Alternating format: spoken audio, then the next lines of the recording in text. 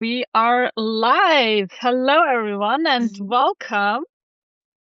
I am very excited about today's session. First of all, because I don't get to host these sessions very often. I'm usually one of the guests just jumping in and not leading the session.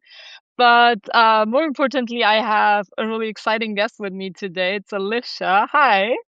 Hello. Thank you for having me, Sinem. I'm excited. Yeah, kind of an experiment for you, just trying a Substack Live for the first time. Right before the session, we found out we are bottle buddies too. I have to mention that. Both in pink. um, Absolutely love it. let me give you a quick context on how we ended up with this session. I saw Alicia popping up on my Substack feed, being mentioned in a newsletter, all within like I think 3-4 days, and I was like, okay, like let me take a closer look. Then I read your bio. I have it open. Your bio is literally, I think this is the most the coolest bio actually. Your bio is, I left LinkedIn because of LinkedIn to build a business about LinkedIn. And I thought sounds super cool. I reached out in the DMs, and that's what led to this live session. Um, and while planning, I thought, there are a bunch of things in our businesses that seem to be similar from the outside, at least. So I'm really excited to have this conversation to better understand your thought process of what brought you to Substack, what you're liking, what you're disliking, what you're planning, and also some of the behind the scenes stuff that maybe we don't get to talk a lot about. And yeah, I want to keep the chat open for anyone who is here with us. So if you are watching this, if you have any questions for me, for Alicia throughout the session, feel free to drop it in the message box, and we'll try to address it. Um, yeah, so before I hand off to Alicia, let me give you a very quick intro if we are meeting for the first time. My name is Sinem Günel. I'm one of the founders behind the Write Build Scale publication. We joined Substack in mid-2024, have grown to 40,000 subscribers by now with over 1,200 paid members. Even though our work is not exclusively about Substack, it happened to be a large part of what we produce here because our audience got so interested about learning how to use the platform. And if you are looking for tips, strategies, insights, or really just an understanding of whether the platform is the right fit for you personally, feel free to browse through our archive and you'll find lots and lots of different resources there.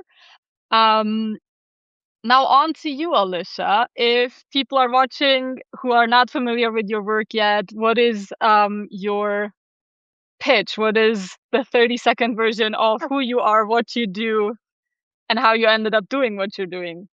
Yes. And I mean, you kind of perfectly summarized it already. I used to work at LinkedIn. I was a global client executive. And when I was at LinkedIn, I was working with those multi-billion-dollar businesses, helping them how to show up on the platform, how to use LinkedIn to become like thought leaders in their space. But I was such a hypocrite because I never posted on LinkedIn myself. Like 99% of all LinkedIn employees, like we are not really encouraged to post on LinkedIn. Like it's not that they say you shouldn't, but it's also not, they don't teach you how to do it. They don't like proactively, as I said, like encourage you to show up. So I was always there in front of my clients telling them what they should do, but actually I've never done it myself. And last year, February, so about like 12 months ago, I publicly said on my LinkedIn profile, watch me grow my own LinkedIn following to 10,000 followers within 90 days. Like as a LinkedIn employee, I was basically saying like, I have no idea what I'm doing, even though I work for LinkedIn, but I will figure it out. I will share everything that I'm learning and you can like get onto that journey yourself and follow along. And that all worked so well that in the end, so many opportunities came my way that I handed in my notice and left LinkedIn to now set up a business about LinkedIn. So basically doing what I did when I was employed, but now on a self-employed basis. So I still work with large organizations like FedEx, Samsung, a few other cool ones are coming up. And yeah, working with like individuals as well, like founders, coaches, whoever wants to build a bit of a presence for themselves on LinkedIn, I help them with how to do it. And the funny thing is, now we have met on Substack, and I'm so new to Substack, and I'm literally like thrown back to like those early days when I started posting on LinkedIn because I have no idea what I'm doing. I have literally no idea. I'm still figuring out what each button does and how I should show up. So I'm currently like very much leaning onto the tips that you're giving. And it kind of is nice seeing again, like, look, it takes time. Remind yourself, you all start from zero in the beginning. It is a slow process, but you have to stick with it. And I'm excited for that journey. Yeah. It's so fun for me to watch creators like yourself come to Substack and explore the platform in their own way, because you can use Substack in so many different ways, right? Because there are a million different features. You can use them all. It's probably better not to use them all right from the beginning because it is so much. But what got you interested in Substack? Because you have the business set up in a very structured way, at least that's what it seems like. What got you curious, and what were your expectations, or are your expectations still? Yeah. So Substack was like, first of all, I had never heard of Substack, like I would say 6 months ago. Never came across it because also I wasn't really in that space of building my own presence as much because I was still employed at LinkedIn. But then I heard people talk about it and I was kind of like, oh, right, it's just another like platform. And then LinkedIn introduced a new algorithm. So overnight, kind of, well, I say overnight, it was overnight depending on in which region you are. By now, everyone has this new algorithm that massively plummeted all of our impressions, which means if you have a business that is very reliant on lead generation through LinkedIn, that suddenly like dried out. And this shows you how powerless you are when there is an algorithm in between you and what you put out. Therefore, Substack, purely for the reason to have access to an audience directly through their emails, that is just really, really enticing to have a little bit of like a second, like, don't put all your eggs into one basket, spread your basket. So now I'm spreading it on 2 social media platforms, but also building an email list at the same time, just kind of like risk mitigation. Yeah, that is basically the key reason. But as I said, like I'm still learning so much. And you said earlier, like there's so many things you can do on Substack. I looked this up the other day and I saw you can do like videos, podcasts, lives. I'm so overwhelmed. But Yeah, I think it is really important. You don't try to do everything at once, especially with podcasts. All the collaboration tools you have access to, they're really powerful, but one step at a time. That's always what we tell our students and clients as well. And of course, it's all a bit easier and more intuitive if you've already built a presence on any other channel. Are But you, Sinem, are you on LinkedIn yourself? You are. You have a profile, but I have a are profile. I've quiet. never created on LinkedIn. And I love that you mentioned the, don't put all your eggs in one basket thing, because I think okay, there are different ways to look at this, right? Because I've basically built my brand, my large part of my audience, my reputation on Medium. I've written there since 2018. And I've always believed a bigger mistake people make when starting out is spreading themselves too thin, right? They try to be everywhere. They try to repurpose. It sounds so easy to just repurpose your content and copy paste it to LinkedIn or copy paste to whatever channel. It's never that easy. Even if you can take the exact same content, it always takes understanding the platform. And now it is easier with AI and workflows that you can create and systemize and even automate. But still, when you're just starting out, it's your very first platform. It does make sense to kind of go all in on that platform. I still believe that. And I feel like there's this, don't put all your eggs in one basket, but on the other hand, maybe put many of your eggs in one basket, but try to kind of protect that basket as much as possible. The problem is when you cannot control the algorithm and the implications and the outcome that is tied to it, which always goes back to having an email list, whether it is on Substack, whether it is Substack and another email service provider, just another email service provider. I feel like that is one of the very few things that hasn't changed maybe in the past decade of building a business online, building kind of a content creation business or educator business. And I would love to hear from you as someone who speaks to a lot of LinkedIn creators, and maybe also the thoughts you had when you first heard about LinkedIn. What do you think are some of the misconceptions about the platform? What do people believe Substack is that's maybe not true when you actually understand the platform from the inside?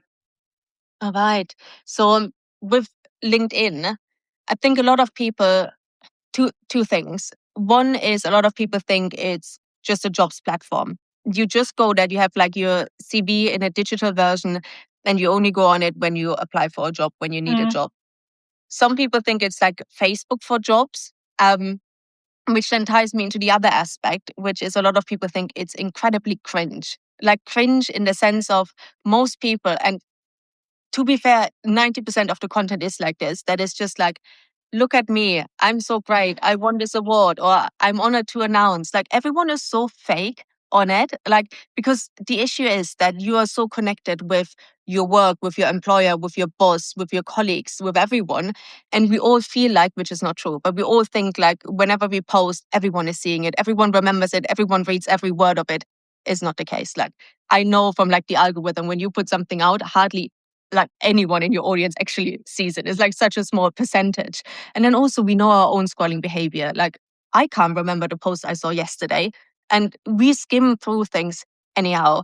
But it just feels incredibly cringe, and then people think it's just for jobs. So a lot of people underestimate the power it actually has, because it has over 1.3 by now billion users. A lot of the users are lurkers. They're just on a platform. As I said, they have a profile, but they don't look for a job. So they log in every once in a blue moon because they're bored, or I don't know why. And they just scroll. They never engage, don't do anything. And there's only 1% of LinkedIn users who actively post content at least once a week. So it's so easy to actually stand out. So when you truly put in the work, you can build a name for yourself quite quickly. As I said, I grew to 10,000 followers, and I mean, follower numbers is a vanity metric. We all know that. But I was able to make such an impact and leave such a mark within such a short amount of time that is on other platforms really difficult to achieve. And that's purely just, as I said, because a lot of people are watching, but hardly anyone is creating. So that is a huge advantage. But it's just, as I said, like that aspect of people don't know what to say, what to talk about, especially if they're still in a job and they don't want to piss off their mm. employer by talking about something that is not 100% related to their role. So it's all around teaching them how to craft good content that doesn't feel cringe, that you don't look back and think, oh my God, why have I written this? So figuring out a good way to represent yourself and showcase that you're an expert in XYZ, and understanding that it's an asset in yourself and in your career. Because no matter what happens, even if you are employed, this could mean you can get internal promotions, because people, the more people see you, the more will perceive you as positive and as knowledgeable. It is proven. If you want to leave your job, future employers would have already seen your name. If you want to become self-employed, you already have an audience that you can sell to. There's so many possibilities, but people don't quite understand it. So as I said, LinkedIn has just that stigma of cringe and just around jobs. That was a really long answer. Apologies. I feel very passionate about it. Yeah, no, I think this is really interesting because I think it applies to creating content on other channels as well, right? If you're not on LinkedIn, or if you feel like the people who are interested in your work are not in LinkedIn, the same goes like when you're applying for a job. If people Google you, if people want to find out what you've been up to, the easiest way to kind of control that narrative is by you showing up and creating content, because otherwise they make up their minds based on bits and pieces they might find online, or the things you provide on your CV or an application letter. But it's far less powerful than seeing what you actually do and create. Yeah, absolutely. And you just touched on to something that is so important, especially founder-led businesses. So businesses, maybe like a startup company, they're looking for investment, or they're like in the early stages, or even bigger businesses. But if you are nowadays a founder and you're not showing up online, Substack, LinkedIn, in whatever shape or form, it almost is a statement that you make by making that stance of not showing up. So it is important, exactly as you said, like have ownership of that narrative, have ownership over when people Google you, what they will find. And so many people still need to understand that. Now, I want to dive a little bit into the paid community you have in a few minutes. So as far as I understand, you have a paid, like a membership that you run with a lot of people, pretty much all of them, I guess, wanting to learn and grow on LinkedIn. Now, when we kind of reverse the question, you talk to so many people who are on LinkedIn, who are new on LinkedIn, or who have grown on LinkedIn in the last couple of months. What do you think are their misconceptions or what's holding them back when it comes to Substack? Because you said you haven't even heard about the platform 6 months ago. Now you're here, having fun, trying to figure it out, trying to see how it fits your business model and your goals. What do you think are some of those misconceptions, fears, or just wrong beliefs about Substack that the people you work with might have? Yeah, absolutely. So for those who don't know me, which is probably 99% of the people, if not more, who are currently live on here, unless you have seen me on LinkedIn before, I have a community. It's called the Hype Department. As you said, it's for anyone who wants to learn how to show up on LinkedIn.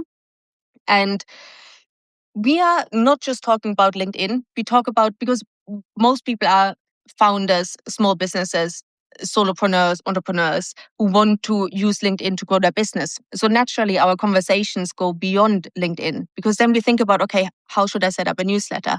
What is a good lead magnet? Like, should we do webinars? All of those things. And then Substack naturally came up as well, as like one of those ways where we are thinking, could we repurpose our content? If we have a newsletter, should we use Substack to get email addresses? Like, those are the things that we were thinking about. But I think the biggest, it's hard for me to say misconception because I don't know Substack that well yet. But I think what prevented me from taking action earlier, and what I hear from other people as well, is it's another platform. It's something else that you need to wrap your head around. And that goes back to what we were saying earlier, is we could be on YouTube, we could be on TikTok, we could be on Instagram. Like, there's so many ways to put our eggs in lots of different baskets. But if you spread yourself too thinly, one, you don't have the time to do it properly. And secondly, you don't understand the platform properly. Unless you are a bigger business and you have money and you can just pay a social media team and they run it for you. But most of us, we aren't in that situation. So it's just wrapping our head around another platform and understanding, is this actually really worthwhile my time and energy? Because also the people in my community, they are also still figuring out LinkedIn. And I mean, everyone is still figuring out any sort of platform, because platforms don't sleep. They develop like all the time. So they try to go all in with LinkedIn, and then at the same time looking into something else. And I would actually love to ask you a question, because this has been quite timely in our conversations. Building a newsletter. Should we set up a separate newsletter on like Beehive, Kit, whatever other platforms are out there, and one via Substack? Should we only have one? Should we have both? How should we connect them? Please tell me, because I have no idea. Yeah, my specific answer always varies depending on who is asking. So I'll give some context around that. So I had a newsletter on Kit ever since I started writing. I think that was the one smartest thing I did, is I started to publish content, and it took me maybe, when I went all in, it took me very little time to actually start my newsletter, because I have a husband who faced that pain of building on a platform. In his case, it was Skillshare. He had tens of thousands of students on that platform. I think it was even more than 100,000 students consuming his courses. The model has shifted. Suddenly, he had no chance of reaching the people who signed up for his courses. If he had an email newsletter at that time, he would have, still continued to run the same business, reach out to the same people, serve them in different ways. He didn't. So he had that, he went through that massive pain. So he was like, you need to build an email list quickly. I was like, I have no idea what to do with that email list. was like, doesn't matter, put a CTA out there so people can subscribe. We'll figure out what to do with it later. So I've been running this list on Kid for years now. And that was one of the things I was actually hesitant about Substack, because I was on Substack very early on, I think in 2022, was it, or 2021? Substack is around for such a long time already, isn't it? People aren't aware, or at least I wasn't aware. Yeah, it is. So I had a publication with 3 other writers back then. And the thing is, for years, I thought, okay, this is just another simple newsletter platform. And it kind of was, because there was no notes algorithm, there was no collaborations, there was no way to collaborate and connect with your audience the way it is here now. And then again, when my husband was basically saying, hey, Substack is actually changing a lot, we should be on Substack, I was like, no, like, I don't want to. It's another platform. We don't have enough, like, resources, time, headspace to focus on it. It took me a lot to convince me that Substack is not a newsletter platform anymore. The way we look at it now is Substack is a growth space for us. It's a discovery channel, just with the massive benefit that people don't follow you, they subscribe. Now, for a lot of creators in the early stages, I recommend sticking to Substack also as your email list in the beginning, because it's so much easier. And it's fine. Like, in the first couple of months, maybe even year, you will be totally fine if you're just starting out and figuring all the things out, because the content and the community and the relationships matters a lot more than the tech in those early days. If you already have a newsletter, or if you already have a solid business that is running, you have products, you have workflows, funnels, then you will need an email service provider like Kit or Beehive where you can actually build automations and segment your audience and build systems that free up your time and space. It really depends on where you're starting and where you're coming from. Generally, I always used to tell my clients, like, years ago, I was like, you need to start an email list, but if you are not like a tech savvy person, go to Substack, because it's the easiest way to set up a newsletter or an email list. You don't have the functionality of Kid or Beehive, but at least you will have an email list. And there's a lot more nuance to that. It's not a simple answer, but I hope it helps, few of the people watching. If you can kind of categorize, like, this is where I am, this is how it might make sense. You are building a list on Substack, but the biggest advantage for you, if you are already actively creating content, is you can actually get in front of people who you might not reach anywhere else. That's the way we use it. That's the way we recommend most people use it, not just as a newsletter tool, but to actually get your work out there, connect, collaborate, reach your ideal target audience. And as a side effect, you don't have to, put a CTA to an external newsletter tool, but it is very native to subscribe to your publication. Yeah. I know I'm just taking over here right now, but I have one more question about this. And I hope that also the audience is not just rolling their eyes thinking, God, why are you asking such basic questions? I hope there will be one or two people actually thinking, all right, because I wonder if you do have an existing newsletter already set up, let's say Kit, Beehive, wherever it might be, and you start on Substack, should you then launch the same kind of newsletter that you put out via Substack in Kit, Beehive to the rest of the subscribers who you already have outside of Substack?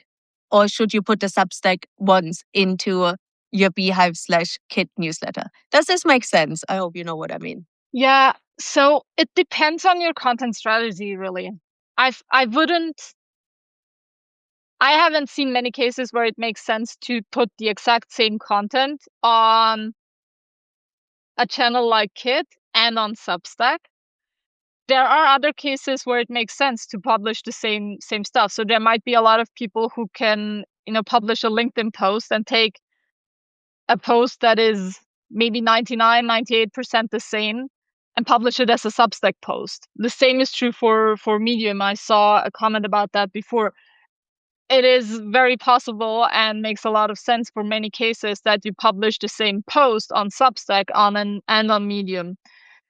For an email service provider like Kit, I would try to figure out what is the unique content going out on Kit. I'll just say Kit for the sake of simplicity, because that's what I use, versus what is going out on Substack, and how do they complement each other. Because one struggle that you will run into is making sure you don't send the same people the same stuff, and become annoying that way. You want to still make sure the content makes sense for the people. So in our case, to give you a specific example, we have our long-form content going out on Substack. We have 3 posts a week going out right now. Keep in mind, we are 3 people creating the content, so don't aim for 3 posts if you're just starting out and you're running a one-person show. Obviously, that's not very realistic or sustainable, I think, because we have a podcast episode on Monday, then we have a free post on Wednesday and a paid post on Friday. Wow. And our Kit emails now go live on Sundays to fit that schedule, because our Kit email always is a little bit of a story or a lesson, and then it is linking to the pieces of content we created throughout the week. That's how we have built this environment, so that it makes sense, because people get something fresh on Kit, but they also get the links to what they might have missed. Maybe they are subscribed on Kit but not subscribed on Substack. That's how we have solved it for our case. It can look very different too. Maybe you're not sending out the Kit thing, every week. Maybe you're doing it more often, less often. It really depends on the kind of business you're building. Yeah, I also heard that some people rather use Kit, let's say, for more of their promotional kind of activity, and then using Substack for the relationship building and sharing the behind the scenes and tips and tricks and stuff like that. Yeah. Great hint, because that's how we use it as well. Like, we use Kit for our automated funnels. So when you join through one of our freebies, for example, you will receive automated pitch emails to one of our products or services, but also for our live launches. So when we run a webinar, all the promotional stuff is going out via Kit, because if we do that on Substack, we couldn't exclude people who have already purchased a product, or we couldn't build segments based on different interests. That's becoming really hard on Substack. There is one Substack feature that always comes up when I say this. I'll address right away. It's different sections within your Substack publication. There is that the feature to create different sections. I don't recommend using that on Substack, because it's quite hard for your audience to understand, because when you are subscribing, you can subscribe or unsubscribe from a specific section of a newsletter. And most users, if they are not heavy Substack users or creators themselves, they don't know that. And they might want to unsubscribe from your entire list, and they are just unsubscribing from a section. Then they get mad that you continue to email them, even though they have hit unsubscribe. So that's a feature that in my experience, makes sense for very few creators. And that's why if you are running big promotions, marketing campaigns, you will need a tool like Kit, Beehive, or any of the others in order to run promotional campaigns. Yeah. And in case the audience is interested, there are newsletters on LinkedIn as well. In case anyone is wondering, because you can set up your own newsletter on LinkedIn, which basically the way how it works is that it will be sent into people's email inbox of the email address that they use to sign up to their LinkedIn profile. But the issue is that you never own or have access to that email address. So if LinkedIn shuts down the feature of newsletters, you will not have access to that list. Also, a lot of people switch off their LinkedIn notifications, also email notifications, meaning if you send out a newsletter, half of them will not receive it in the first place. And that is not even the open rate. That is literally, it will not be delivered.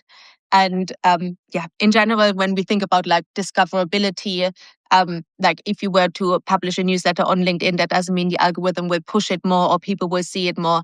newsletters on LinkedIn are actually a terrible idea. The only cool thing where people think it's brilliant on LinkedIn is, again, people use LinkedIn whilst they're in their job oftentimes.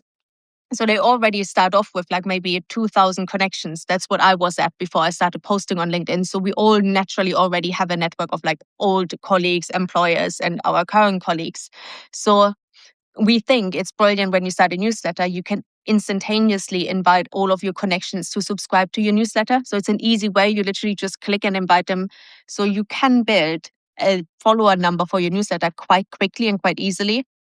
But as I said, in the end, it's terrible in terms of open rate, people actually reading it. You don't own the email addresses. Again, if your LinkedIn profile is being shut down the next day, blocked for whatever algorithmic reason, or LinkedIn just having a bad day, it happens so many times, by the way. I'm not sure if that's the same on Substack. Are getting users on Substack oftentimes just blocked for various reasons?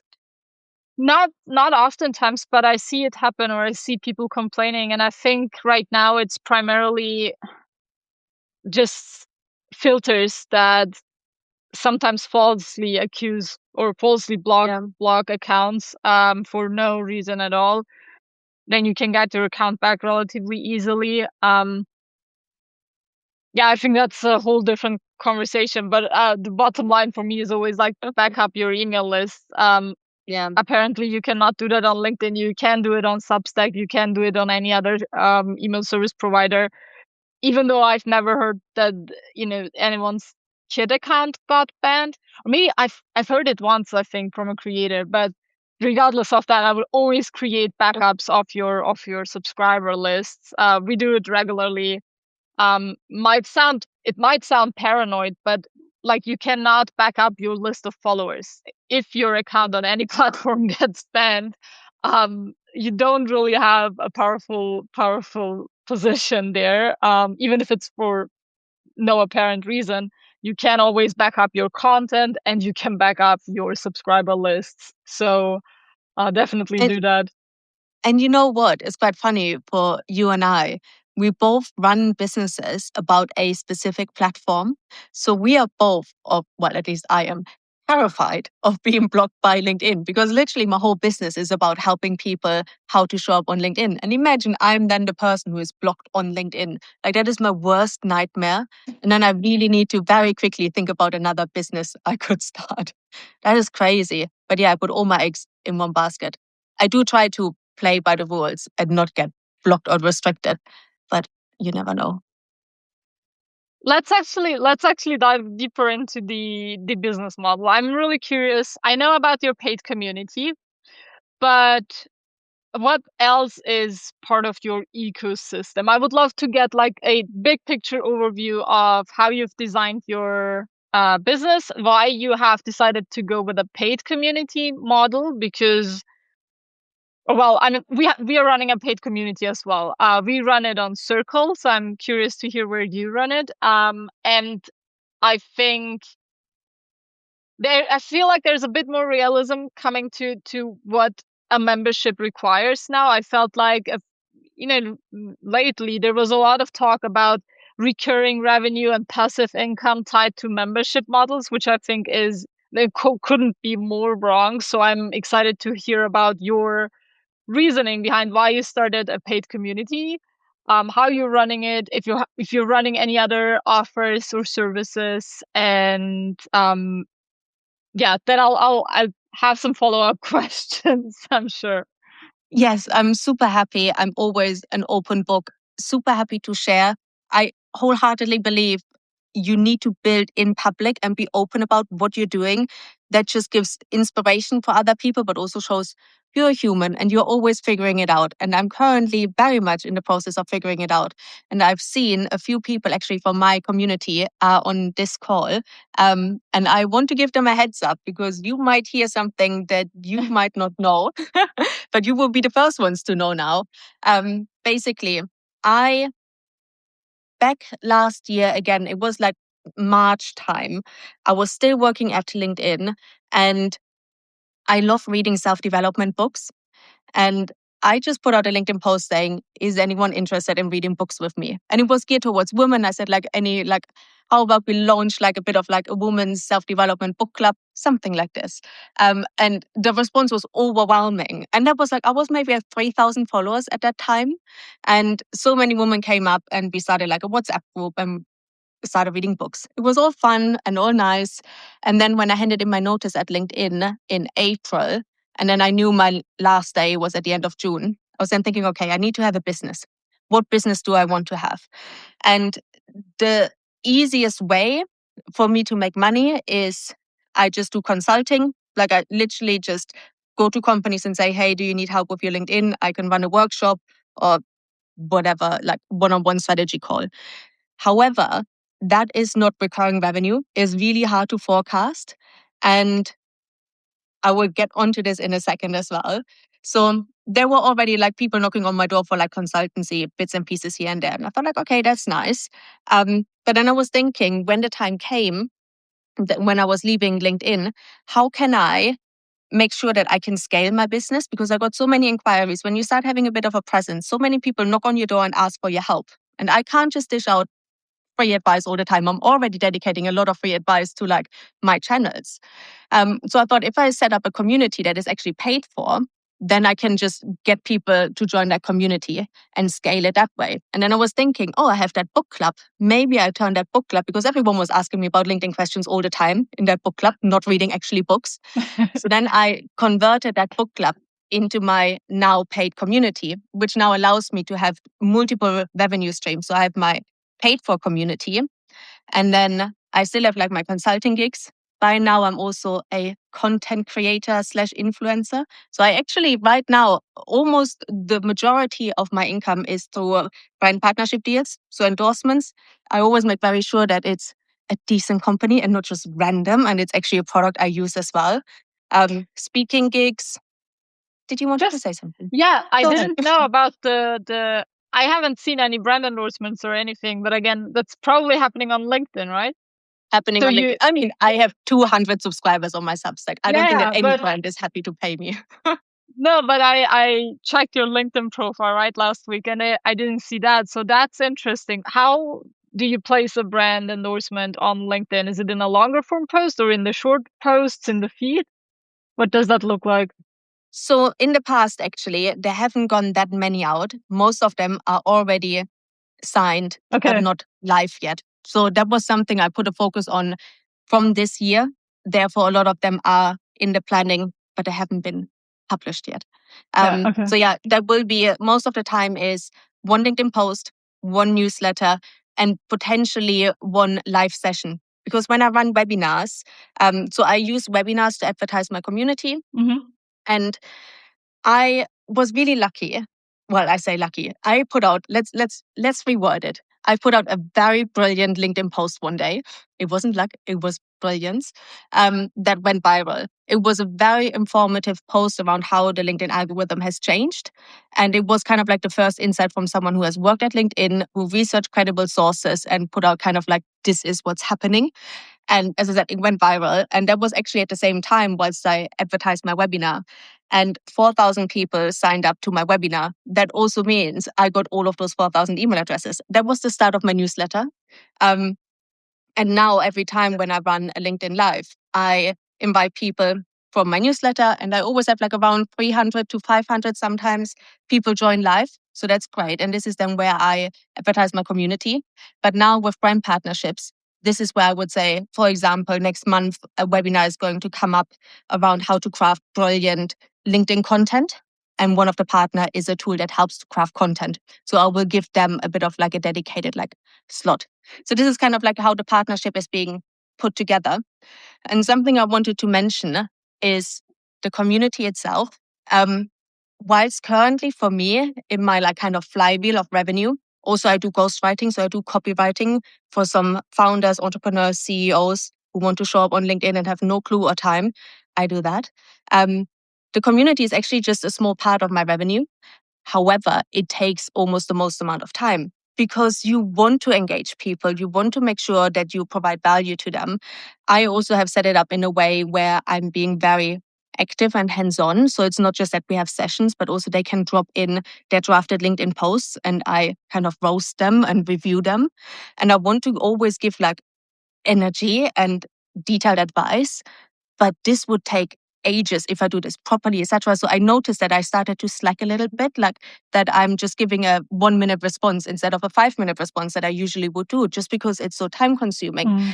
And now I keep thinking about how should I reorganize my community, that either I say this is going to be my full-time job, because it should be a full-time job if you do it properly. If you want it to be high ticket, it is a full-time job, or it stays a part-time gig, but then I need to lower the expectations, lower the cost of entry, and automate things. So instead of me roasting someone's post, I put in a ChatGPT that is trained on me, for example. Or currently I have some help. I have a community manager, Nicola. She is brilliant. She helps out every now and then. But then that removes me. And a lot of people say, like, it's brilliant when they're in my community, they have direct access to me. But I have a life and I want to enjoy my life. And currently I find myself working 10 hours a day. So I really need to rethink how I'm managing it in the future. Yeah. I was talking for a long time, but I hope you and maybe also people listening resonate with what I was saying. Yeah, no, I love the transparency because I believe community is a huge part of what will keep online businesses alive and thriving in the next years, especially as it becomes harder and harder to distinguish between AI written content and human created content, who to trust, who not to trust. You won't even know if someone's profile, if there's a legit person behind it, or if it's all just an AI created persona. But I think people often underestimate what it takes to run a truly helpful community that people are willing to pay for. But I love that you mentioned you are promoting your community through webinars. That's, for example, something we have thought about a lot. We have never experimented with, and I know that that was the first time I heard about you, right? Because there was this post about your webinar promotion. And I think when you signed up for the webinar, there was a trial for your community, right? Oh my God, let me quickly, it's such a fun story. Well, it's not fun. It was actually terrible, but maybe people will learn from it. That was actually, I did a brand partnership deal with a company who we shall not name, but they're very bad. And they basically, they're bad in various ways. But in that particular case is they paid me a one-off sum for running a webinar, and they get a slot at the end, 5 to 7 minutes, they said, to advertise their product, which also kind of weaves in nicely with what I do. It's like a tool for like creators. Again, I don't want to give away too much of who they are because I don't want to shame them. But doing the webinar, as I said, like I had a post go viral. So I had 4,000 people sign up to it, but they kept the Zoom session for 500 people. So on the day, only 500 people could join. So I got hundreds of messages of people saying, I can't join, etc. And then what happened is that company took all 4,000 people that signed up and bombarded them with sales messages for their product. All people thought that I was working for that company, and that company put out an email saying that they offer free one-on-one calls. People thought they're getting free one-on-one calls with me, but it was just like a sales rep at that company to sell their product that has nothing to do with what I do. But as I said, like they were sending WhatsApp messages, phone calls, emails. It was insane. And anyhow, so that reflected really, really badly on me. Yeah. And then so many people couldn't join the webinar, and also the webinar itself, I only had around 20 minutes to speak, and they took up another 20 minutes for themselves. So it was just and it was like a TV commercial, like them just like QVC talking about it. Anyhow, it was just madness. So I decided in the end, I rerun the webinar by myself on my own terms. And I sent an email to all 4,000 people apologizing for this, saying I'm not associated with this company. It was a mistake. It is also my fault because I didn't clearly ask enough questions on how they're going to use those email addresses, how they're going to contact people, how everything will be. I was naive. And I mean, this is what happens when you're launching a business. You stumble your way through it. Yeah. Yeah. I mean, I've learned my mistake. But yeah, So never with them again. But then I reran the webinar and I put out a LinkedIn post kind of apologizing for what happened. And to make it up to them, I said, I'm rerunning the session and I also give you a month free to my community with no strings attached. People didn't have to put in their card details. It was literally try it out. And hopefully you get value from it. Some people stayed. I'm not going to lie, the majority dropped off again. The majority signed up but never actually really tried it. So yeah, but I just wanted to own up to the error I made.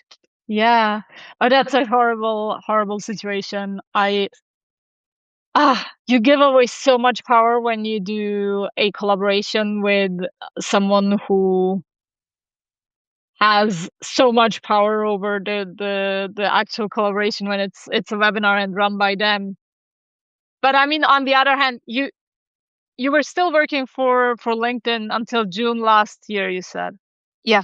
So I mean, technically you're still very new at running your own business, right? It's crazy what you've already built in that period, because even though you've started to create content a little bit earlier, but still, like, you didn't even have your 1 year anniversary. I'm a baby. Honestly, I'm a baby. I only realized this the other day. Like, I worked in B2B tech sales for 15 years. I worked for the world's biggest organizations. I worked for SAP. I worked for MasterCard. I worked for Gartner. I worked for LinkedIn, owned by Microsoft. I only know big, giant organizations with big corporate structures, no kind of like startup kind of style of working. Yeah. And I was so bloody naive, thinking like, oh, well, look, very big headed, but I just like, look, I had a 250K job. Like, I was earning decent money. Note, when you earn a lot of money, it doesn't mean you have a lot of money. That also means you might spend a lot of money.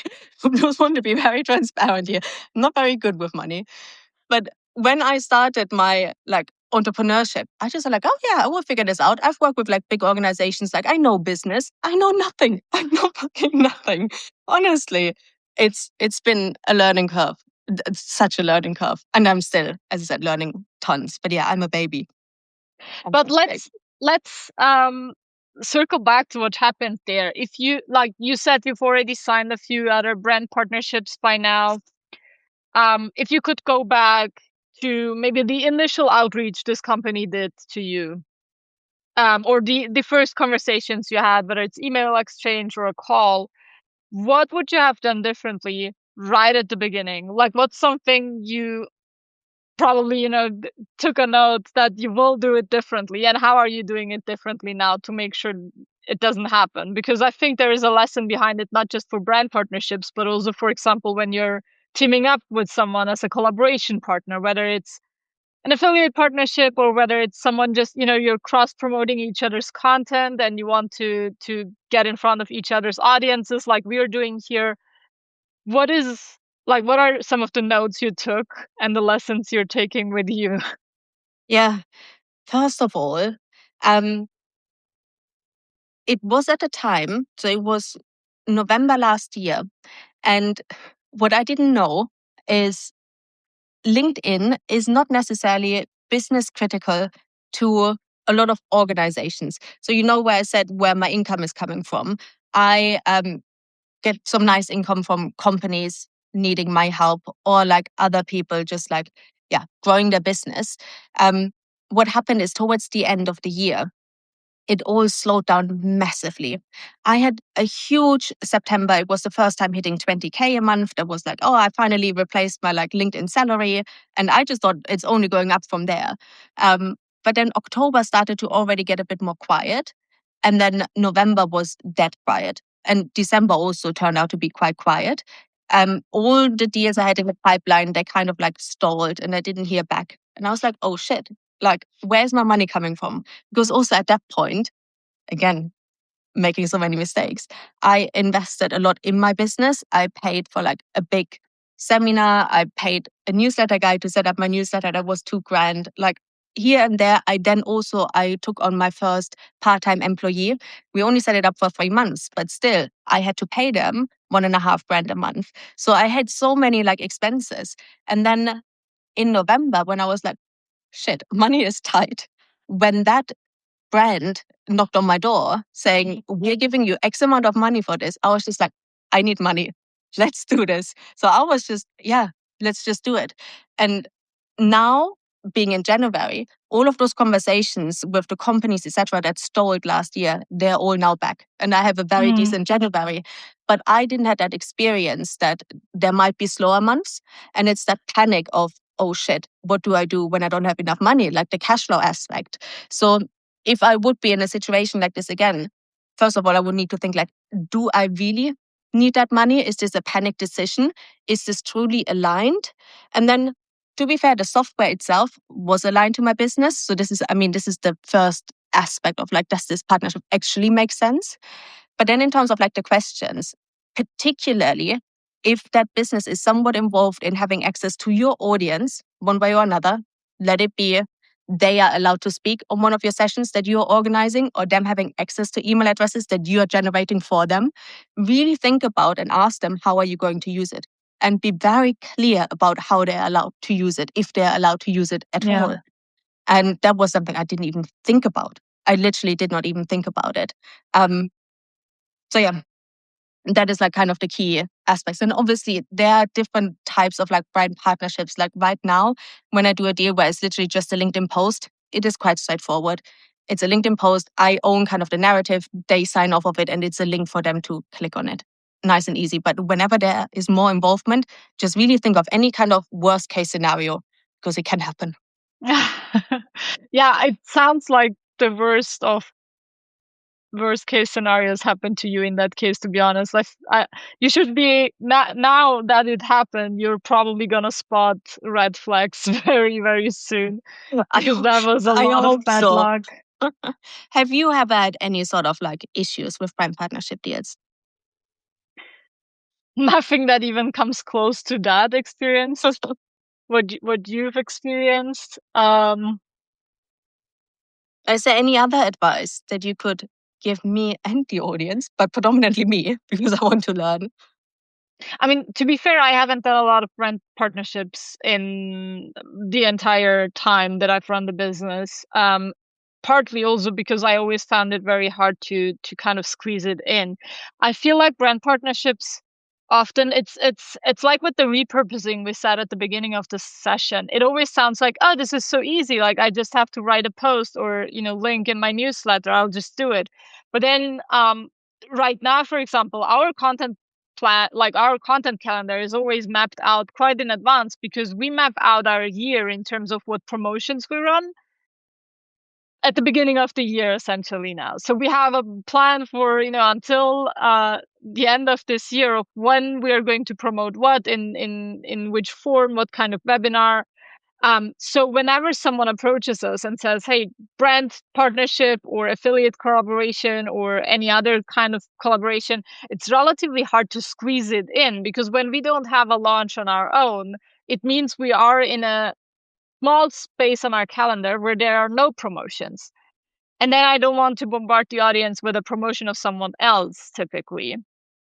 So I feel like this is one of those things. It always sounds very easy, like easy money, like you said, on the surface. But then you have this obligation towards, a second party almost, because the one party is your audience. You always want to keep your audience happy and satisfied. But now you have to worry about, okay, is it going to make sense for my audience? Is it going to feel weird because of what the product is or what the partnership is? And then you have to make sure the partner is satisfied too. And honestly, this changed a lot for me in the early days. Like I've never been someone who, selling didn't come easily to me when I started. I hated even sending out newsletters. It took me hours and hours to push the button to send a newsletter, because I was like this is going into the inbox of a person. Like, what if they don't? You don't want to annoy see them. Yeah, exactly. That was a long journey for me, going from being, anxious about sending a newsletter to running launches with multiple emails being sent on the same day. But it has shifted to a point where it feels a lot easier to promote my own stuff than a partner's stuff. To me, that's just the evolution that happened for me personally. Because when something is wrong with my own stuff, I can fix it. I can offer the client a solution. If they, I don't know, if they feel like they buy one of our courses and they feel like, oh, this isn't 100% applicable to my case, then I can say, you know what, let's hop on a call. Let's join us for the next coaching session. I will tell you how to make it work for your case. And this goes for anything that we offer. Yeah, it feels harder for me to team up with brands now, actually. In the early days, it was like, oh, great, someone reached out. So easy. Let's just put their link out there. Now it feels like that's a whole separate project on its own. It's not just, writing a little bit of copy and putting it out Yeah. there. And you don't want to annoy your audience with just being a running commercial 24/7. Like, you only want to promote something that you actually believe in occasionally, when it makes sense. And what you said as well, it is a lot of effort.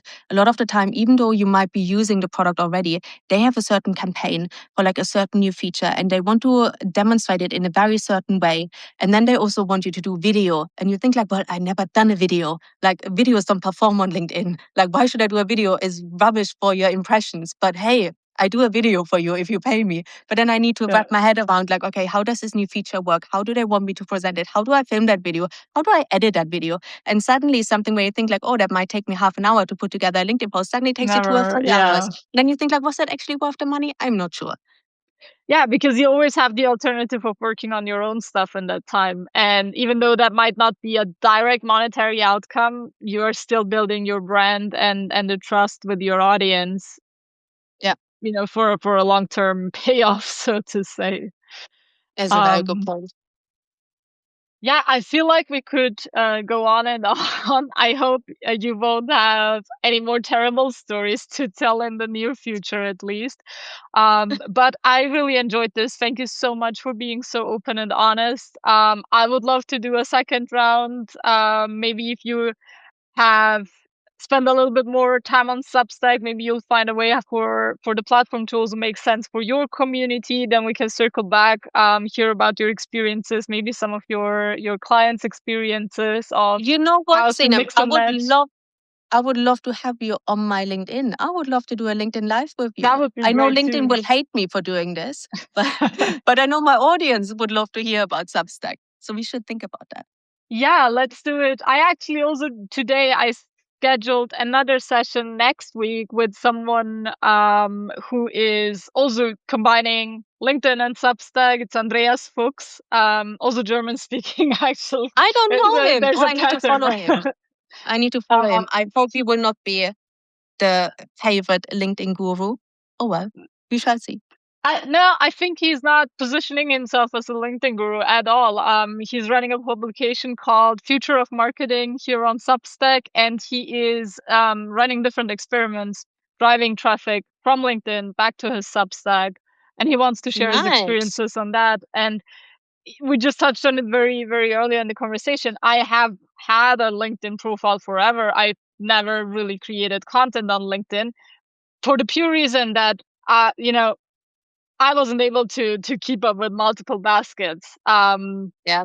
That's always been my key goal. Like keeping things simple and not being on 10 different platforms. And the crazy thing is, reaching our target audience has always been very easy for us on LinkedIn because people literally put into their LinkedIn profiles, I write on Medium or I write on Substack. They put these platforms into their profiles as if they are working for them. And yet we've Of never course. Yeah. created on the platform. So I love having these conversations, touching on different aspects of platforms and making it work. Because ultimately, my core belief is, yes, Substack is amazing right now for discovery for a lot of people, but ultimately you want to build a business that allows you to build a life that you enjoy. And that comes with building a certain flexibility and a safety net in terms of, if LinkedIn shuts down your profile, if Substack bans your profile, you still have a job or a business in Yeah. that sense. Um, so I'm all for using the platforms in the best possible way, in the most effective possible way, combining them so that they make sense for your strengths, for your preferences, for the type of business you want to build. But ultimately designing a business that just fits the life you want to build, because it looks so different for each and every one of us, right? We all have different schedule, we have different preferences, we have different lives and goes and no goes. Let's just make use of the platforms in a way that it actually makes sense on an individual basis. That's the core goal, I would say, with sessions That like was this. such a nice wrap up to our session. Oh, beautiful words. Thank you again for your time. Thank you all for joining and being part of this. And I hope to see you in a part 2 of this. I would love Hopefully that. soon. Thank you, Sinem. Oh, Take thank care. you. Thank you, everyone. Bye bye.